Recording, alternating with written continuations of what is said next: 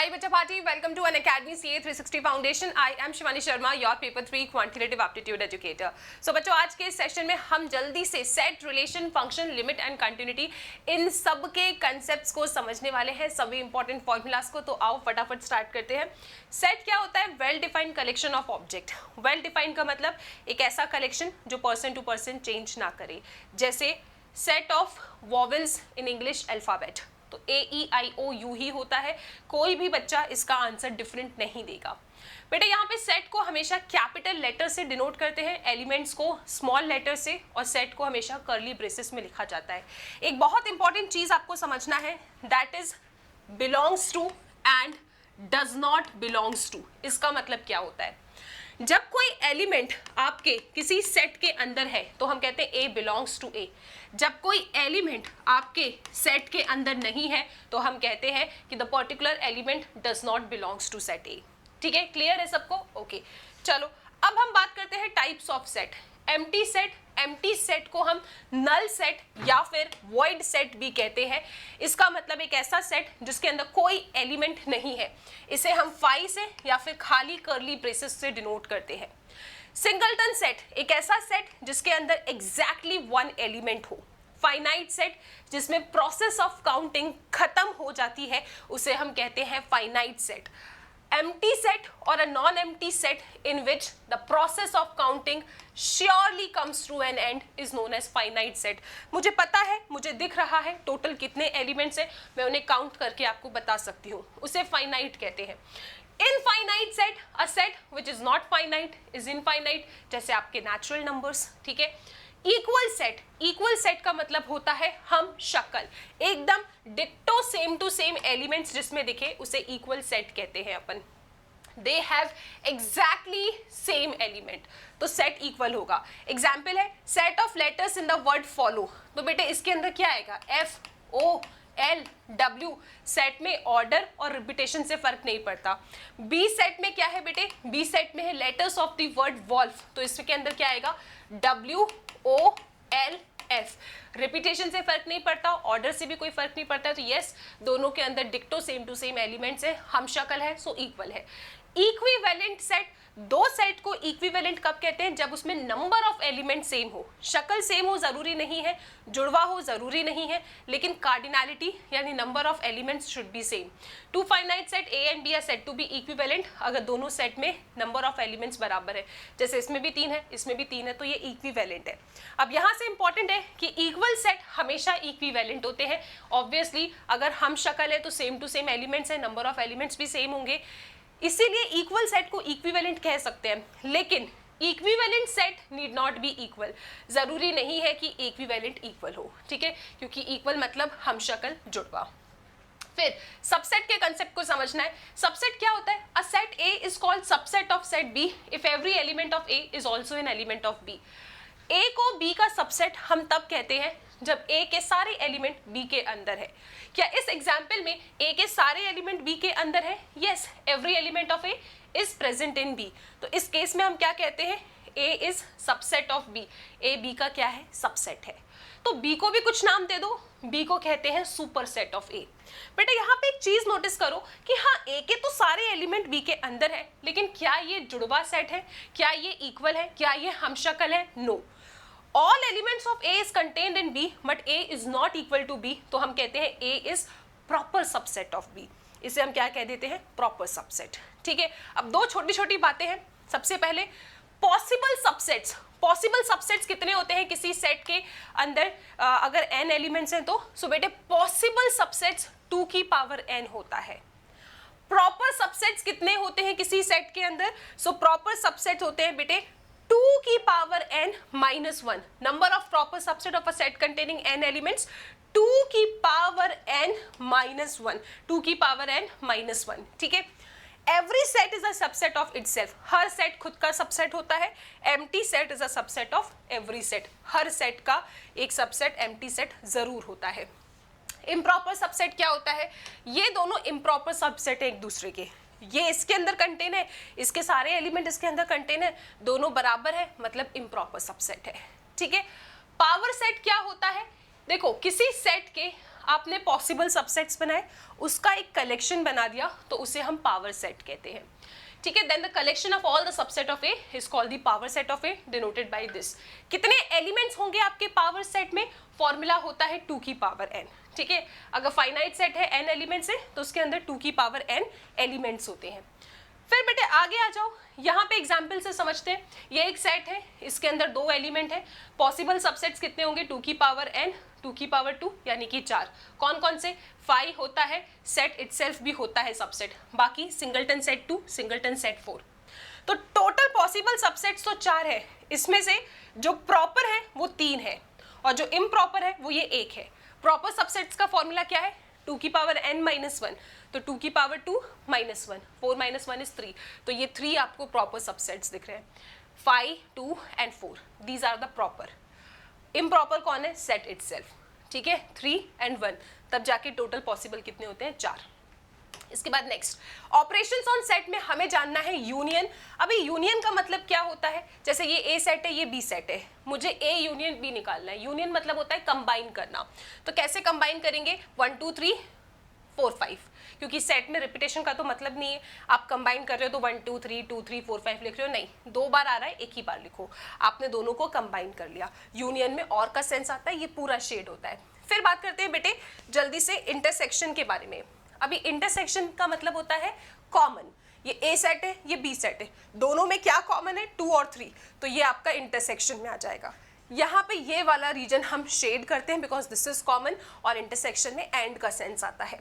फिर हम बात करते हैं बेटे डिफरेंस का। तो 2 डिफरेंस हमें पता होना चाहिए, a minus B and b minus A. तो मेरे पास 2 सेट है, ये रहा a, ये रहा b। अगर a माइनस बी निकालना है तो बेटा बॉस कौन होगा? a सेट में से b के एलिमेंट्स निकाल के फेंको, फिर a में जो बचा that is the answer. a set में से b के एलिमेंट को निकाल के फेंको, a में क्या बचा? 1। सो a माइनस बी की शेडिंग कहाँ होगी? ये पूरा a सेट है, ये b सेट है, इस b सेट को निकाल के फेंको, so this is your a minus B, only a। अब अगर b माइनस ए चाहिए तो who is the boss? b। तो b में से आपको a निकाल के फेंकना है, सो b सेट में से a के एलिमेंट निकाल के फेंको, फिर b में जो बचा दैट इज द आंसर। ठीक है, ये a सेट है, ये b सेट है, b माइनस ए मतलब b में से a को निकाल के फेंको, तो दिस इज द रीजन जो बच रहा है, दिस इज b माइनस ए। ठीक है, आई होप आपको डिफरेंस समझ में आया। इसके बाद हम बात करते हैं complement of a set. Complement को हम बेटे a डैश ए सी से रिप्रेजेंट करते हैं। कॉम्प्लीमेंट का मतलब क्या होता है? a डैश अगर निकालना है मुझे, अगर मुझे a डैश निकालना है तो इसका मतलब होता है कि आप यूनिवर्सल सेट में से, जो सारे सेट को अपने अंदर कंटेन करता है, उसमें से डैश के नीचे जो भी सेट लिखा है उसे सब्ट्रैक्ट कर दो, दैट्स इट। और सब्ट्रैक्ट करना हमें आता है। ये आपका रेक्टेंगल जो है ये पूरा यूनिवर्सल सेट है, इसमें से आपको ये सेट ए, जो व्हाइट वाला है ये सेट ए है, इसको निकाल के फेंकना है। तो ये जो पीछे बचा है blue blue blue, this is your A dash. I hope you all understood this. ठीक है, चलो आगे आते हैं। De Morgan's law. De Morgan's law कहता है सब पलट दो। ए यूनियन बी का डैश मतलब A dash intersection B dash, union intersection बन जाएगा और सब पे डैश आ जाएगा। ए इंटरसेक्शन बी डैश, अब ये क्या होगा? दोनों पे डैश आएगा, सब पलट जाएगा, so A dash union B dash. Now ये फॉर्मूला बाय हार्ट कर लो, प्रोबेबिलिटी में भी काम आता है। Number of elements in A union B is number of elements in A plus number of elements in B minus number of elements in A intersection B. Number of elements in P union Q union R अगर आपको चाहिए तो ये क्या है? Number of elements in P, number of elements in Q, number of elements in are. दो के intersection को सब्ट्रैक्ट करो और तीनों के इंटरसेक्शन को जोड़ दो। मैंने तो ऐसे ही याद किया, आप भी ऐसे याद कर लो। ठीक है जी, क्लियर है सबको ये? ओके, नेक्स्ट फिर आते हैं बेटा कितने रिलेशंस बनेंगे। सेट ए के अंदर m एलिमेंट है, सेट बी के अंदर n एलिमेंट है, तो a से b की तरफ कितने रिलेशंस बनेंगे? 2 की पावर mn। अब कार्टेशियन प्रोडक्ट की बात करते हैं। ये a क्रॉस b या b क्रॉस a कैसे निकालना है? ये a सेट है, ये b सेट है। अगर मुझे a क्रॉस b चाहिए, अगर मुझे a क्रॉस b चाहिए, पहले अगर मैंने a बोला है a क्रॉस b, तो a सेट के एलिमेंट को पकड़ना है और b सेट के सारे एलिमेंट के साथ पेयर बनवाना है। तो 1 2 1 3। उसके बाद फिर से a सेट के एलिमेंट को पकड़ो, b सेट के सभी एलिमेंट के साथ पेयर बनवा दो, 3 2 3 3। फिर से a सेट के एलिमेंट को पकड़ो, 5 पेयर बनवा दो, 5 2 5 3। अब अगर मेरे को बी क्रॉस ए चाहिए तो बी को पकड़ेंगे और ए के एलिमेंट्स के साथ पेयर बनवाएंगे। क्लियर है सबको? अगर ए क्रॉस बी है तो ए के एलिमेंट को पकड़ो, बी के सबके साथ पेयर बनवाओ, फिर ए के एलिमेंट को पकड़ो, बी के सबके साथ पेयर बनवाओ। अब ये ए सेट है, ये बी सेट है, आर रिलेशन है ए से बी के तरफ, तो बेटा ये जो पूरा का पूरा सेकंड सेट होता है ना, इसे कोडोमेन कहते हैं। ये कोई रिलेशन है, इस रिलेशन में जो ये ऑर्डर्ड पेयर्स हैं, इन ऑर्डर्ड पेयर्स के जो ये पहले पहले मेंबर्स होते हैं, ये बनाते हैं डोमेन। तो डोमेन कौन है? 1 3 5। रिपीटेशन का कोई मतलब नहीं है। रिलेशन में बेटे ये जो ऑर्डर्ड पेयर्स के दूसरे दूसरे मेंबर्स हैं, ये बनाते हैं रेंज। तो रेंज इज 8 6 2 4 हियर। ठीक है, फिर आगे आ जाते हैं। अब बात करते हैं types of relation. Reflexive relation. Reflexive relation कहता है कि भैया प्राइम कंडीशन तो ये है कि खुद का फेवरेट हूं मैं तो खुद का फेवरेट हूं, that is the prime condition. हाँ, दूसरों के भी फेवरेट हो गए तो मुझे कोई प्रॉब्लम नहीं है। इसका मतलब ये है कि अगर किसी सेट पे कोई रिलेशंस डिफाइन है और आप चाहते हो कि वो रिलेशन रिफ्लेक्सिव हो, तो जितने भी पॉसिबल डबलेट हैं वो सारे के सारे डबलेट्स होने चाहिए। जैसे 1 2 3 के अंदर 3 एलिमेंट्स हैं, तो 1 1 2 2 3 3 होना प्राइम कंडीशन है। किसी भी रिलेशन के अंदर ये तीनों एलिमेंट्स के डबलेट होना चाहिए। क्या पहले सेट में है? हाँ, तो यस इट्स अ रिफ्लेक्सिव। क्या दूसरे सेट में है? हाँ, 1 1 2 2 3 3 है मैम, बट और भी है, कोई प्रॉब्लम नहीं है, चलेगा। So yes it's also reflexive. क्या 3 वाला रिफ्लेक्सिव है? नो। वाई? क्योंकि इस पे डिफाइन है, देखो बेटे 1 1 है, 2 2 है, बट व्हाट अबाउट 3 3? तो prime condition is missing here. तो जितने भी एलिमेंट्स हैं आपके सेट में, उन सब का डबलेट होना कंपलसरी है। अगर एक भी मिसिंग है तो नहीं होगा। सिमेट्रिक का मतलब होता है उल्टा पुल्टा। जो भी आपके यहाँ पे ऑर्डर्ड पेयर्स है, उन सब का उल्टा पुल्टा होना चाहिए। बेटा 1 1 का उल्टा 1 1 ही होता है, 2 2 का उल्टा 2 2 ही होता है, 3 3 का उल्टा 3 3 होता है, और रिपीटेशन का कोई मतलब नहीं। So yes it's symmetric. 2 2 का उल्टा 2 2, ओके। 2 3 का 3 2, 3 2 का 2 3, 1 1 का 1 1, यस सिमेट्रिक। जितने भी ऑर्डर्ड पेयर्स हैं सबका उल्टा पुल्टा। क्या ये आपका सिमेट्रिक है? 1 3 का उल्टा 3 1, 3 1 का उल्टा 1 3, 2 3 का उल्टा 3 2 तो है ही नहीं, तो सबके उल्टे पुल्टे होने चाहिए, नहीं है, so not symmetric. Transitive. Transitive ये कहता है कि अगर ए बी आर में है, बी सी आर में है, तो बेटे ए सी भी आपका आर में होना चाहिए। क्या स्टाइल है यहाँ पे कि अगर ए बी आर के अंदर है एंड बी कॉमा सी भी आर के अंदर है, ये जिससे खत्म हुआ है उससे स्टार्ट होने वाला दूसरा ऑर्डर्ड पेयर आपको मिल जाए तो आप इन्हें उड़ा देना। आपका काम है ए सी को ढूंढना। अगर आपको ए सी आर में मिल जाए तो ट्रांजिटिव। हाँ, कभी ऐसा हो जाए कि बेटे बस ए बी आर में है, अब ये जिससे खत्म हो रहा है उससे स्टार्ट होने वाला है ही नहीं, तो भी ट्रांजिटिव होता है। जैसे यहाँ पे देखो 1 2 2 3, 2 से खत्म 2 से स्टार्ट, क्या 1 3 है? यस। क्या ये ट्रांजिटिव है? एक एग्जाम्पल को देख के खुश नहीं होते, सबको चेक करना पड़ता है। अभी लग तो रहा है कि ट्रांजिटिव है, बट मुझे सारे चेक करने पड़ेंगे। ठीक है, 2 3 3 2, 3 3 हटा दो, क्या मुझे 2 2 नजर आ रहा है? नहीं नजर आ रहा, सो नॉट ट्रांजिटिव। ओके, 1 3 3 2, 3 3 हटा दो, 1 2 है? यस है। आगे का भी चेक कर लेते हैं और है कि नहीं। बेटा यहाँ पे लिखा है 3 2, 2 से खत्म हो रहा है, 2 से स्टार्ट होने वाला कोई नहीं है, हमारी प्रॉब्लम नहीं है, फिर बाय डिफॉल्ट ट्रांजिटिव। 1 2, 2 से खत्म हो रहा है, 2 से स्टार्ट होने वाला कोई है ही नहीं, हम चेक ही नहीं कर सकते, तो हम कह देंगे भाई जितना चेक कर सकते थे सब में ट्रांजिटिव है। ठीक है जी, ओके। अब बात करते हैं कि फंक्शन की पहचान कैसे होती है। बेटा मैंने लिखा है this is not a function, this is not a function. क्यों? पूरी की पूरी नजरें फर्स्ट सेट पे होती है। अगर पहले सेट में कोई खाली छूट जाए या पहले सेट से एक का 2 कनेक्शन हो जाए, इट्स नॉट अ फंक्शन। पहले सेट में कोई सिंगल नहीं होना चाहिए, यहाँ पे ये सिंगल है, फंक्शन नहीं है। पहले सेट में एक का 2 कनेक्शन, एक का 3 कनेक्शन नहीं होना चाहिए, यहाँ पे एक के 2 कनेक्शन है, इट्स नॉट अ फंक्शन, और साथ में ये सिंगल भी है। ठीक है, सो ये फंक्शन नहीं है। क्या ये फंक्शन है? यस। कोई सिंगल नहीं है और एक का 2 भी नहीं हो रहा है। क्या ये फंक्शन है? यस। कोई सिंगल भी नहीं है और एक का 2 भी नहीं हो रहा है, पहले सेट में यस फंक्शन है। बेटे फंक्शन में जो पहला सेट होता है पूरा, उसे डोमेन कहते हैं।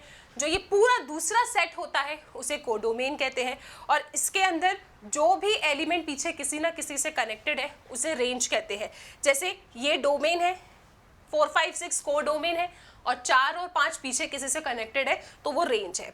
ठीक है जी, क्लियर है? ओके, मतलब range is the subset of codomain. Types of function, ये 1 1 फंक्शन है, डिफरेंट एलिमेंट से कनेक्टेड है। ये मैनी वन फंक्शन है क्योंकि मैनी एलिमेंट किसी एक एलिमेंट से कनेक्टेड है। फिर बात करते हैं onto function. This is onto क्योंकि सेकंड सेट में कोई खाली नहीं है. ऑन टू को सर्जेक्शन भी कहते हैं. This is into function. Why? क्योंकि सेकंड सेट में आपका एक एलिमेंट खाली छूट गया है, so it's a into function. And this is known as bijective function क्योंकि ये 1 1 भी है एंड ऑन टू भी है. ठीक है, चलो भाई, तो ये सिर्फ एक रेफरेंस है. आप कहोगे मैम ये भी तो ऑन टू है. हाँ, ऑन टू है, बिल्कुल है, बट मेरे को 1 1 समझाना था इसलिए मैंने ये एग्जाम्पल लिया है. ठीक है, अब बेटे बात करते हैं next identity function. Identity function मतलब जो इनपुट डालोगे वो ही आउटपुट मिलेगा. F of X equal to X. इसकी डोमेन आर है और रेंज भी आर है. कॉन्स्टेंट फंक्शन क्या है? आप कुछ भी इनपुट डालो, आउटपुट तो हमेशा पहले से डिफाइन है के. यहाँ पे के की जगह पे 2 3 कुछ भी डिफाइन कर सकता है एग्जाम वाला. तो डोमेन क्या है? Real number. और कांस्टेंट क्या है? एक सिंगलटन सेट जिसके अंदर फिलहाल यहाँ पे क्या है? के है. ठीक है, सो कांस्टेंट फंक्शन में आपकी जो रेंज होती है that is a singleton set. ठीक है, फिर बात करते हैं कॉम्पोजिशन ऑफ फंक्शन. इसमें कुछ नहीं, ओ हटेगा, ब्रैकेट बनेगा, बाकी बस आपको एलिमेंट्स ही रिप्लेस करना होता है. क्वेश्चंस के साथ समझ में आएगा, सो क्लासेस को फॉलो करो. इसके बाद क्या ये फंक्शन इवन है या ऑड है, कैसे पहचानते हैं? आपको जो भी फंक्शन दिया है उस फंक्शन में x को -x से रिप्लेस करो. If you get back your original function it's an even function. अगर x को -x से रिप्लेस करने पे मुझे minus of F of x मिलता है तो मेरा फंक्शन ऑड है. तो f ऑफ -x अगर f ऑफ x है तो इवन होगा. f ऑफ -x अगर minus of f of x है तो ऑड फंक्शन होगा. ठीक है, इसके बाद इनवर्स कैसे निकालते हैं? सिंपल स्टेप्स है. f ऑफ x को y से रिप्लेस करो, x को सिंगल करो. The moment your x become single, yes it's an inverse. ठीक है, चलो नेक्स्ट कुछ लिमिट्स के बारे में सीख लेते हैं. बेटा देखो, यहाँ पे आप डायरेक्ट सब्स्टिट्यूशन कर सकते हो क्योंकि डिनोमिनेटर में 0 या न्यूमिनेटर 0/0 नहीं आ रहा है, इन्फिनिटी बाय इन्फिनिटी नहीं आ रहा है, तो डायरेक्टली लिमिट रखो, आंसर आ जाएगा. अगर 0/0 आता है तो डायरेक्ट सब्स्टिट्यूशन x की जगह पे 1 का नहीं कर सकते थे, जैसे यहाँ पे कर दिया है. ठीक है, इसके बाद अगर आप इसको देखो बेटे, अगर मैंने डायरेक्टली x की जगह पे 4 रखा ना तो यहाँ पे ये 0/0 आ जाएगा. डिनोमिनेटर 4 - 4 0 और 16 -8 -8 यस ये 0. तो 0/0 आ रहा है तो आप डायरेक्ट लिमिट नहीं रख सकते. आप इसे फैक्टराइज करके डिनोमिनेटर को काटो या फिर आप एल हॉपिटल्स रूल लगा दो. एल हॉपिटल्स रूल ये कहता है कि अगर लिमिट रखने पे 0/0 आता है तो न्यूमिनेटर एंड डिनोमिनेटर को सेपरेटली डिफरेंशिएट करो. जैसे मैंने अगर इसे डिफरेंशिएट किया 2x, this is -2 and this is 1, है ना. तो यहाँ पे अब x की जगह पे 4 रखेंगे. 2 4 -2 8 में से 2 गया 6. So the answer is 6 here. Is it clear everybody? तो इस तरीके से करना है, तो फैक्टराइज करके काट दो या फिर एल हॉपिटल्स रूल लगा दो. The answer was option D. अब यहाँ पे देखो बेटे, यहाँ पे अगर आपने इन्फिनिटी रखा तो ये 1/∞ बन रहा है. 1/∞ 0, 1 की पावर इन्फिनिटी बन रहा है. तो ऐसे हम कैसे सॉल्व करते हैं? इसमें भी ट्रिक होती है. क्या ट्रिक होती है? आप यहाँ पे e को लेके आते हैं, फिर यहाँ लिमिट रखते हैं x टेंड्स टू इन्फिनिटी. जो भी आपका ये पावर है आगे आ जाता है और जो भी आपका ये क्वेश्चन है उसमें से एक हमेशा सब्ट्रैक्ट करते हैं. तो ये जो भी पावर है आपकी आगे आ जाएगी और फंक्शन में से एक सब्ट्रैक्ट करना है. तो बेटा +1 -1 कट गया, x से x कट गया, कांस्टेंट में क्या ही लिमिट लगाओगे तो आंसर आपका e की पावर 7 आ रहा है. सो this is the trick, option A. अब बेटे यहाँ भी इन्फिनिटी, यहाँ भी इन्फिनिटी आ रहा है, तो इसके लिए क्या करें? ऊपर पॉलिनोमियल है, नीचे भी पॉलिनोमियल है. आप यहाँ पे आपकी जो भी x की हाईएस्ट पावर है उसको देखो. अगर आपकी x की हाईएस्ट पावर्स दोनों ऊपर नीचे बराबर है तो इनके कोएफिशिएंट्स का रेशियो आंसर है. अगर न्यूमिनेटर लेस है डिनोमिनेटर से, ठीक है, यहाँ पे m जो है अगर वो n से कम है तो 0 आएगा. ठीक है, तो जैसे अगर आप यहाँ पे देखते हो दोनों की हाईएस्ट पावर सेम है तो इसका आंसर क्या आएगा? 2/4. 2/4 that is half. Option B is the answer. So simple. ठीक है, बस पावर्स को देखना है, वो ही आपको याद रखना है. Option B is your answer. Check कर लो सारे बच्चे. ठीक है, तो हाईएस्ट पावर्स अगर बराबर है तो कोएफिशिएंट्स उनके जो है उनका रेशियो आंसर है. अगर m लेस देन n है, ठीक है, तो 0, और बाकी आपके इन्फिनिटी वाले ज़्यादा पूछे नहीं जाते, बट आप याद रख सकते हो. इसके बाद कंटिन्यूटी. कोई फंक्शन कंटिन्यूस कब होगा? जब limit x tends to a f of x, limit x tends to a plus f of a के बराबर हो. LHS RHS, ठीक है, LHL RHL एंड फंक्शन की वैल्यू उस पर्टिकुलर पॉइंट पे अगर सब बराबर है तो कंटिन्यूस होगा. इसको ऐसे भी लिख सकते हैं कि limit x tends to a f of x, अगर f ऑफ a के बराबर है तो फंक्शन a पे कंटिन्यूस होता है. That's it. ओके, सो इसके साथ ये चैप्टर होता है खत्म. आई hope you all have enjoyed it. Thank you so much.